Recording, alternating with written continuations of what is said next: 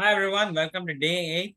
And I'm going to complete today with this last P, 6 P's of spiritual life. The last P I'll be talking about today. But before that, today I had shared something very beautiful, the Abhang of Tukaram, right? It was so nice, and he talks about, his doubts, right, of following the path, right? And he talks with, Vittal and says, I'm canvassing for you, but, are we, don't try to trick me, right, in the situation like this, because he was a trader. He had a lot of reputation, right, in the world, right. He was a businessman, right, and if he is taking devotional service to his life, into his life, it can be a big embarrassment for him, right, if what he's preaching does not, is not making sense to people, right.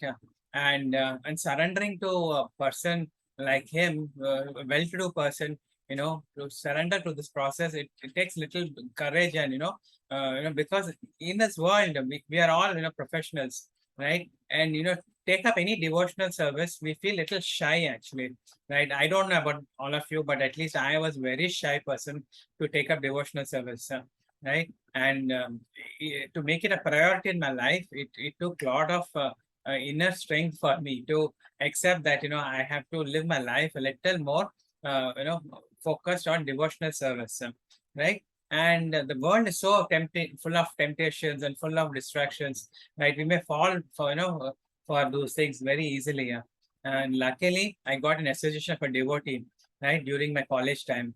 So anyway, whatever that is, first and foremost is we should have a priority to for a spiritual life, and also to health also, right. And we do that through a dinacharya.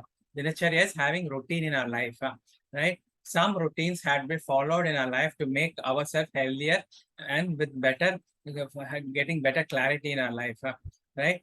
And another thing I want to talk to you about is, we talked about Gopal Bhatta Goswami, right, who, because of whom the Shaligram became a Murti of Krishna, right. There were another 5 Goswamis in Vrindavan. They were very famous, right, the 6 Goswamis of Vrindavan, right. So they all huddled up together one day and thought about what are the most important devotional practices one should follow. They identified 64, but for practical reasons, they said only 5 is more than sufficient.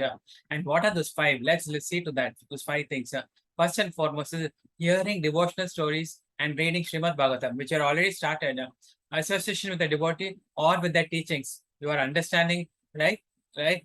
With the association on this WhatsApp, right? And learning the teachings of the devotees, right? Then visiting sacred spaces, getting darshan, or living in a sacred space. You're getting daily darshan of you know with Krishna and Radha on the WhatsApp, right? But if you can visit a temple, even better, right? I will give you some specific list of temples which are around India, which are very powerful spaces, right? Which will help you. When you understand the story behind that, you would love to go there as often as possible, right? And then comes water, offering water to Tulasi, right? There is so much benefit in this. Nowadays, people have many problems in life, right? They are not unable to figure out what is a problem, right? And one of that many problems that can be solved is by offering water to Tulasi. There is a magical influence in our life in all dimensions, right? And there's just a 2-minute process which I'll share with you how to do it.